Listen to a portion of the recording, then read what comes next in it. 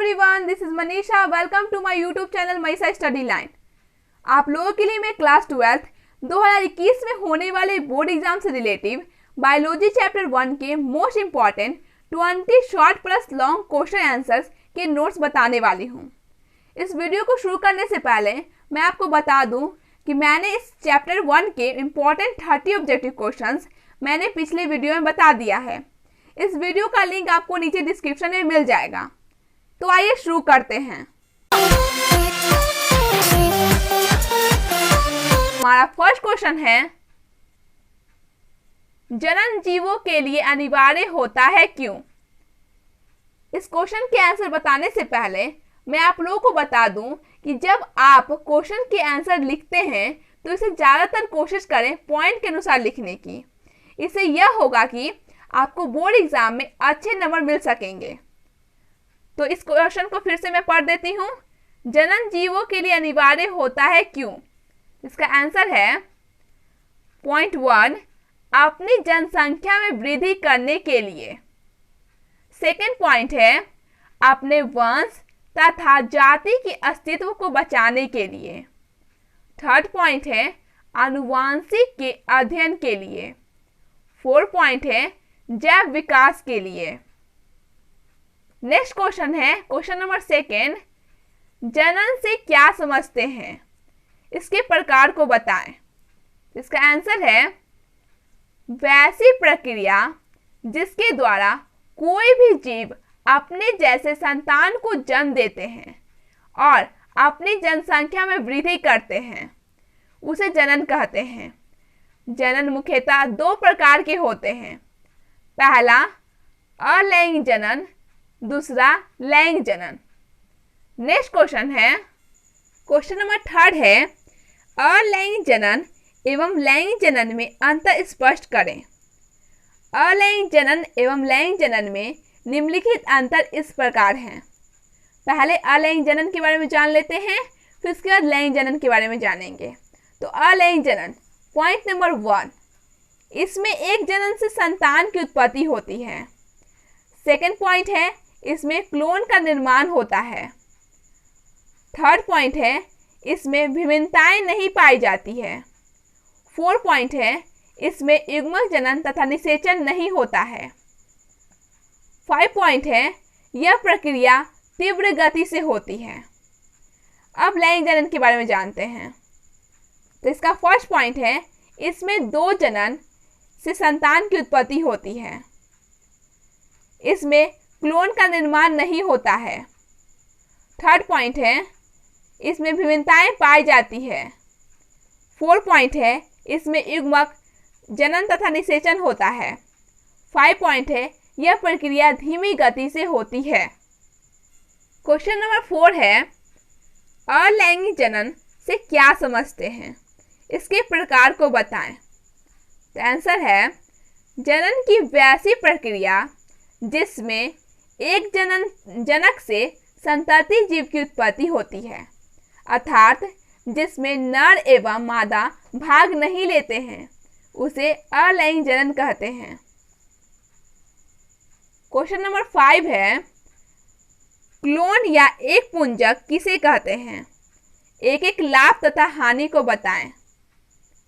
तो इसका आंसर है अकारकी एवं आनुवांशिकी समान जीव जो अलैंगिक जनन से उत्पन्न होते हैं वे क्लोन कहलाते हैं। इसका लाभ है जाति में शुद्धता बनी रहती है, हानि है जैव विकास नहीं होता है। नेक्स्ट क्वेश्चन है क्वेश्चन नंबर 6 है, मुकुलन किसे कहते हैं?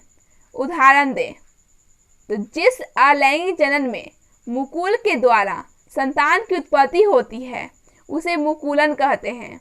जैसे एक कोशिकीय जीव ईस्ट में, बहुकोशिकीय जीव हाइड्रा में। 7 नंबर क्वेश्चन है, अपखंडन किसे कहते हैं? उसके उदाहरण लिखें। आंसर होगा अलैंगिक जनन की वैसी प्रक्रिया जिसके अंतर्गत कुछ जीव संतान उत्पत्ति के लिए कई खंड में बढ़ जाते हैं और प्रत्येक खंड से संतति जीव का निर्माण होता है, उसे अपखंडन कहते हैं। जैसे स्पाइरोगाइरा। 8 नंबर क्वेश्चन है, युग्मक जनन एवं भ्रूण जनन में अंतर स्पष्ट करें। तो युग्मक जनन का परिभाषा है, यह पूर्व संलयन यानी निषेचन घटना से संबंधित होता है। भ्रूण जनन का परिभाषा है, यह पश्चात संलयन घटना से संबंधित होता है। युग्मक जनन के डिफरेंस है, इसमें अर्धसूत्री विभाजन होता है। सेकेंड पॉइंट है, यह प्राथमिक लैंगिक अंग में होता है। थर्ड पॉइंट है, इससे बनने वाली कोशिका अगुणित होती है। फोर्थ पॉइंट है, इसमें युग्मक बनते हैं। अब जानते हैं भ्रूण जनन के बारे में। इसका फर्स्ट पॉइंट है, इसमें समसूत्री विभाजन होता है। सेकेंड पॉइंट है, यह मादा शरीर में या किसी कवच के अंदर होता है। थर्ड पॉइंट है, इसमें द्विगुणित कोशिका का निर्माण होता है। फोर्थ पॉइंट है, इसमें भ्रूण बनते हैं। क्वेश्चन नंबर 9 है, अनप्रजक तथा जरायुज के बीच अंतर बताएं। अनप्रजक है, इसका जन्म अंडे के स्फुटन से होता है। इनके पास कर्णपरलव नहीं होता है। यह स्तनपान नहीं कराते हैं। इनके त्वचा पर रोम नहीं होता है।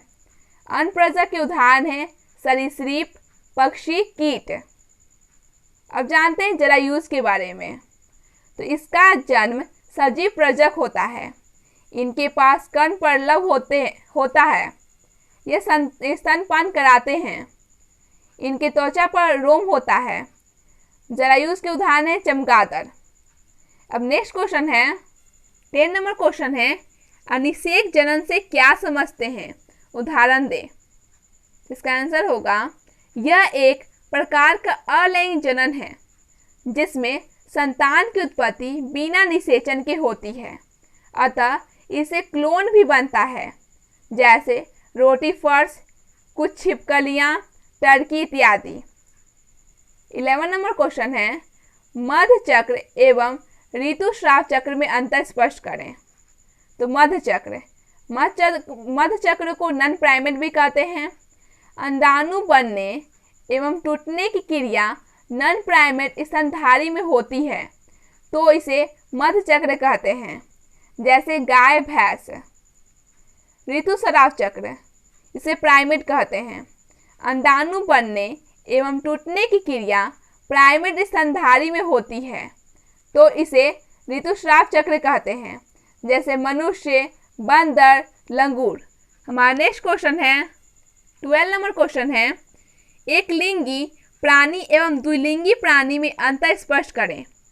एक लिंगी प्राणी वैसा प्राणी जिसमें नर जननांग पृथक शरीर में पाया जाता है, उसे एक लिंगी या एक लिंगाश्री जीव कहते हैं, जैसे मनुष्य, जंतु इत्यादि। द्विलिंगी प्राणी, जिस जीव के शरीर में दोनों जननांग पाए जाते हैं, उसे द्विलिंगी या द्विलिंगाश्री जीव कहते हैं, जैसे जोक, केचुआ, हाइड्रा। 13 नंबर क्वेश्चन है, जनन क्या है? लैंगिक जनन से आप क्या समझते हैं? आंसर है, जनन वह प्रक्रिया है जिसमें जीवों द्वारा अपने जैसे संतान उत्पन्न करने की क्षमता होती है। यह किसी भी जीव का मूलभूत विशेषता है। इसके द्वारा आनुवांशिक पदार्थ का संवहन पीढ़ी दर पीढ़ी होता रहता है। लैंगिक प्रजनन में नर एवं मादा युग्मक के संलयन द्वारा युग्मज का निर्माण तथा इसके विकास द्वारा संतान उत्पन्न होता है। लैंगिक प्रजनन सामान्यतः बाइपेरेंटल होता है, अर्थात इसमें माता एवं पिता दोनों की ही भूमिका होती है। ऐसे उत्पन्न संतान अपने माता पिता के आनुवांशिक रूप से भिन्न होते हैं। 14 नंबर क्वेश्चन है, द्विखंडन जनन क्या है? इसके दो उदाहरण दें। द्विविखंडन जनन एक तरह के अलैंगिक जनन की क्रिया विधि है। इस विधि द्वारा जीवों के निश्चित वृद्धि के पश्चात गुणसूत्र का द्विगुणन हो जाता है। फिर केंद्रक एवं कोशिका द्रव्य विभाजन द्वारा दो पुत्री कोशिका को जन्म देती है। ये पुत्री कोशिका वृद्धि कर समुचित आकार ग्रहण कर लेती है तथा पूर्ण परिपक्व होने पर जनन क्रिया संपन्न करती है। इस प्रकार बार बार द्विखंडन जनन द्वारा अपनी संख्या को बढ़ाते रहता है। ऐसे जीवों के दो प्रमुख उदाहरण हैं, अमीबा तथा पैरामीशियम। 15 नंबर क्वेश्चन है, निषेचन क्या है? बाह्य तथा आंतरिक निषेचन में अंतर बताएं। इसका आंसर है, नर एवं मादा युग्मक के संलयन की क्रिया को निषेचन कहते हैं, जिसके फलस्वरूप द्विगुणित युग्मनज यानी जाइगोट का निर्माण होता है। यह लैंगिक जनन की एक महत्वपूर्ण घटना है। बाह्य निषेचन शरीर के बाहर जैसे पानी में होता है, उदाहरण मछली एवं मेढक में, परंतु आंतरिक निषेचन जीवों के शरीर के अंदर होता है, जैसे मनुष्य में। 16 नंबर क्वेश्चन है, कायिक प्रबंधन से आप क्या समझते हैं? इसके उपयुक्त उदाहरण दें। इसका आंसर है, कायिक प्रबंधन एक प्रकार का अलैंगिक जनन है, क्योंकि कायिक प्रबंधन के निर्माण में दो जनक भाग नहीं लेते हैं। इस शब्द का प्रयोग निरंतर पादपों में किया जाता है। पादपों में कायिक प्रबंधन की इकाई जैसे प्रकंद, शकर, शलकंद, इन सभी में संतति को पैदा करने की सामर्थ्य होती है। हमारा नेक्स्ट क्वेश्चन है, 17 नंबर क्वेश्चन है, युग्मक जनन अर्धसूत्री विभाजन से संबंधित होता है, कैसे? इसका आंसर है, युग्मक के निर्माण होने की क्रिया को युग्मक जनन कहते हैं। युग्मक एक अगुणित कोशिका होती है जो जनन एवं निषेचन के लिए अनिवार्य होता है। सामान्यतः अगुणित कोशिकाओं के निर्माण के लिए अर्धसूत्री विभाजन की आवश्यकता होती है। नर युग्मक के रूप में शुक्राणु होता है जो चल होता है, जबकि मादा युग्मक के रूप में अंडाणु होती है जो अचल होती है। अब नेक्स्ट क्वेश्चन है 18 नंबर क्वेश्चन, चल बीजाणु एवं युग्मनज में अंतर स्पष्ट करें। पहले चल बीजाणु के बारे में देख लेते हैं। चल बीजाणु का डिफरेंस है, यह अलैंगिक जनन से संबंधित होता है। सेकेंड पॉइंट है, यह एन या 2n होता है। थर्ड पॉइंट है, इसका निर्माण चल बीजाणु जनन से होता है। अब देखते हैं युग्मनज क्या है। फर्स्ट पॉइंट है, यह लैंगिक जनन से संबंधित होता है। यह सदैव 2n होता है। इसका निर्माण निषेचन के बाद होता है। 19 नंबर क्वेश्चन है, बहुविखंडन किसे कहते हैं? इसका आंसर होगा, विखंडन की वैसी प्रक्रिया जिसमें जीव प्रतिकूल स्थिति में त्रिस्तरीय आवरण का निर्माण करता है, जिसके अंदर रहकर लगातार विभाजित होता है और अनेक संतति जीवों का निर्माण करता है। अनुकूल स्थिति में आवरण हट जाता है और जीव बाहर निकल आते हैं। 20 नंबर क्वेश्चन है, एक पुष्प में निषेचन पश्च परिवर्तनों की व्याख्या करें। पॉइंट अनुसार आंसर दिया हुआ है कि फर्स्ट आंसर है, निषेचन के पश्चात बाह्य दल, पंखुड़ी तथा परागकोश झड़कर गिर जाते हैं। सेकेंड पॉइंट है, कुछ पौधों में बाह्य दल फल के साथ चिपके रहते हैं, जैसे टमाटर, बैगन आदि।